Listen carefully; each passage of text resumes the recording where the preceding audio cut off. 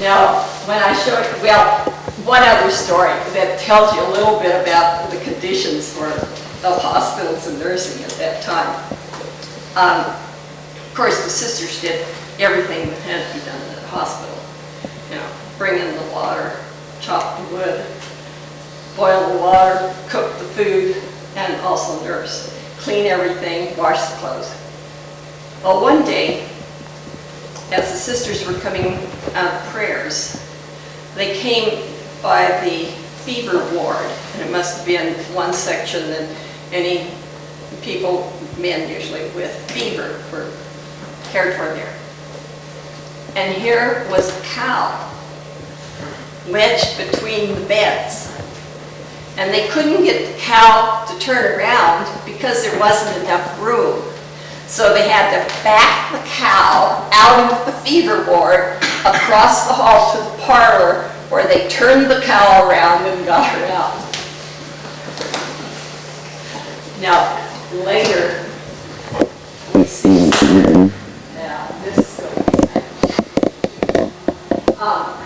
this is Sister Irene right here in the center. She was the superior there at the hospital, and you see that she's past her middle age.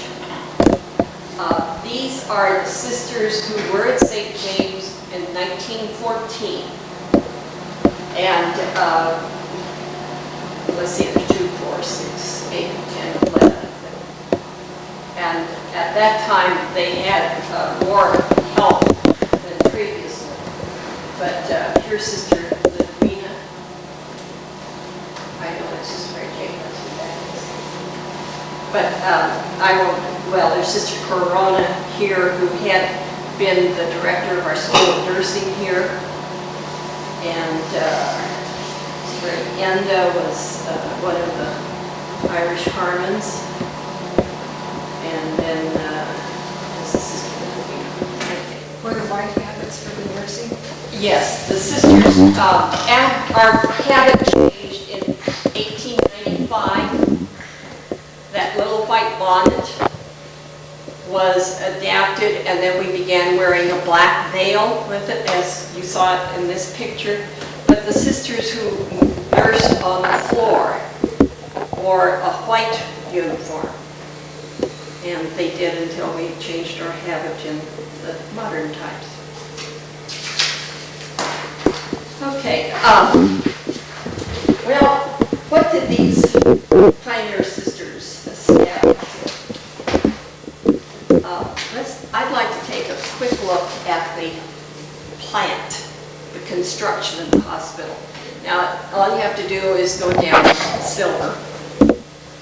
No, Idaho. Go down Idaho between Mercury and Silver, and there's the old St. James Hospital. Now, how did it all come to be? And this has been a real search on my part, because there is really not a photograph which shows you the St. James Hospital. All I can find are sketches. First of all, May 7th, the sisters purchased the 4 lots. We paid $2,000 for it. Then we paid $11,000 to build the structure, $3,000 to furnish it, and $1,000 for the furnace. Now, from all that was collected from the mining camp, they were $900 short. So they had to borrow that money to finish up the hospital. Now, let me show you there actually is a deed. And I don't know, well, this might be, I'll just read some of this. It says this is made the 7th day of May 1881 between Joseph M. Venable and James Cochran. They were the owners. And St. Mary's Female Academy, conducted by the Sisters of Charity of St. Vincent de Paul in Leavenworth. So most of our property documents in the 19th century, we were incorporated as St. Mary's female academy in Leavenworth. So that's the wording that's here. And then someplace through here it'll say it was for $2,000. But that deed does exist. Most of the accounts, well, I found out what the building sort of looked like from the accounts in the Daily Miner and the Intermountain Freedom. And this is sort of the description of it. November 1881. Oh, let me just say this in a second before I... May 7th, they purchased the lots. June 7th, they hired a contractor, Bow and Buck, and later the painting contract went to Peacock Company. By July, and these are all accounts in the newspapers, the stone foundation was finished. Now that's a month and a half. And by September, they were nearing completion. And by November 15th, they opened it. And I'd say that was pretty fast building. But buildings were going up rapidly in Butte at that time. Now, what was this building like? Well, this is the description in one of the newspapers. The main entrance is approached by a broad and easy flight of stairs to a pair of heavy outer weather doors. Now put yourself back in the 19th century, you can almost see that house. A few feet within, there's a second pair of doors with a bell. And you know, that was to keep the cold air out. Entering, a wide main hall leads through the building, and in it is a grand stairway with solid cherry-stained balustrade, gracefully and symmetrically proportioned. Then they found the house is a two-story brick, 40 by 50 foot, with a wing that's 30 by 40, and a full stone basement. In the latter is a furnace which generates heat that rises by pipes through the walls in every apartment above. By an ingenious device, the temperature may be raised or lowered in any given room without altering the effect to any other. Ooh, I like that. The air in the furnace is pure. Good journalists in those days. It is interesting to see how they described it. Let's see if there's anything else here.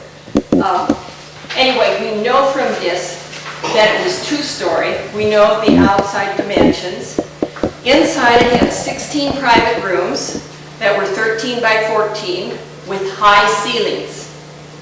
And in each, they had a handsome black walnut bedstead, etc.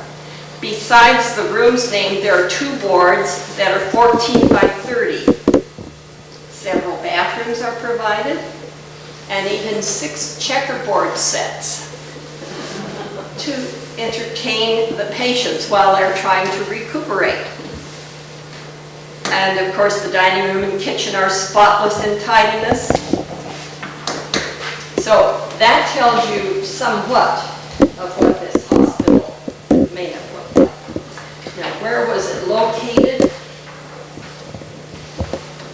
Takes a little bit to travel off. And I'm going to use part of the map of Butte City, the bird's eye view of Butte City hangs back here, but I thought it might be easier than the same thing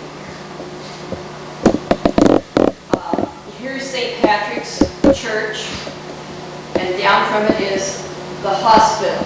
Now, you can see it's drawn as a two-story building, but this is a sketch. Over here, someplace is where St.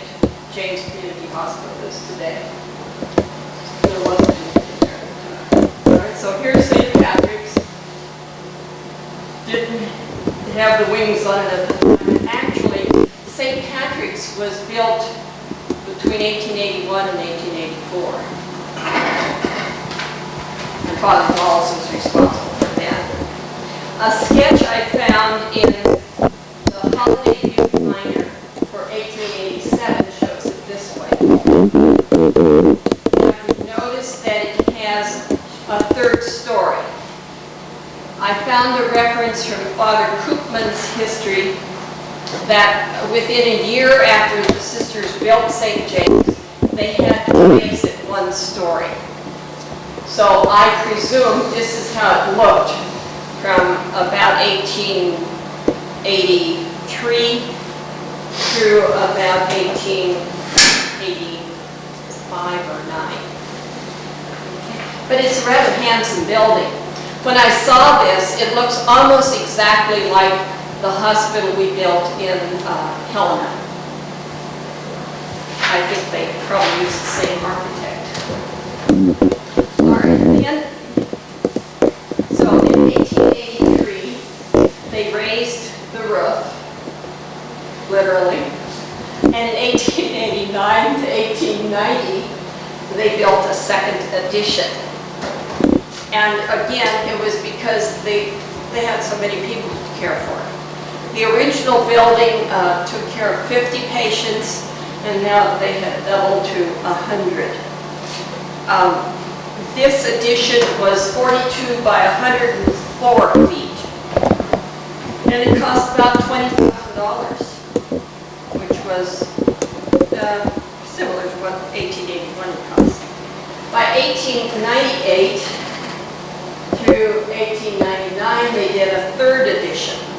Now, before we look at that third edition, I want to show you a photograph that comes out of one of our scrapbooks. You can see St. Patrick's Church over here, and here's the front of the hospital. I'm not positive what the year is for this photograph. It definitely has to be before 1895. And the reason I say that, and here's another, I don't know if this would be any larger. No, you can't see any better. Down here in front, on the step, are two of the sisters in their white bonnets. Also, the wings have not been built onto St. Patrick's, and that was 1896. So this is a picture before the, well, it may have included the 1890 edition. Now the other puzzle I've got is that this photograph is basically the same when you look at it from here this way. See? But then attached to it is this part of the hospital. This, I believe, was the original hospital. It faced on silver. So, again, these are all dilemmas that haven't been solved yet, even when I look for written descriptions of it. So by 1898, 99, we're building a third edition. And included in it is what is called the Largy Chapel. It was the west end of the north wing, and it's the section that's nearest Mercury Medical today. And this section included the chapel and then patient rooms and an operating room. By 1905,